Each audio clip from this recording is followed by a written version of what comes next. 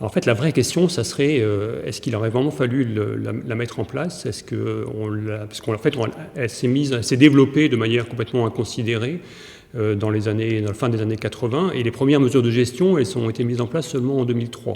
Donc il y a eu un laps de temps dans lequel la pêche s'est vraiment développée, à vraiment taper dans une biomasse, des quantités de poissons qui ont été accumulées au fil des siècles. Et forcément, les rendements ont été très bons au début, ils se sont effondrés. C'est quelque chose de normal, hein, c'est pas vraiment dramatique ça, mais en plus de taper dans les intérêts, on a aussi tapé dans le capital, et là, on était dans un phénomène de surexploitation qui était grave. Donc les mesures de gestion ont été mises en place, donc des mesures de quotas, de restriction d'efforts, pour justement limiter la pression de pêche, de manière à faire en sorte que ces ressources-là augmentent.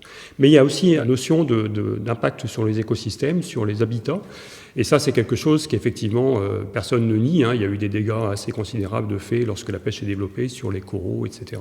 Et donc aujourd'hui, la solution, c'est de mettre en place des aires marines protégées sur des zones particulièrement sensibles, ou de limiter la pratique de la pêche dans des zones qui ont déjà été exploitées, ce qu'on appelle le gel de l'empreinte. Et dans ces conditions-là, je pense qu'on n'est pas très loin du bon compromis que requiert le développement durable, hein, qui est à la fois un objectif environnemental, économique et social.